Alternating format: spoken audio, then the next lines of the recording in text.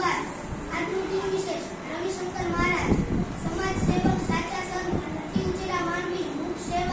કરોડપતિ ભિખારી બીજા ગાંધી વગેરે નામથી જાણીતા રવિશંકર શિવરામ વ્યાસનો જન્મ 25 ફેબ્રુઆરી 1884 ના રોજ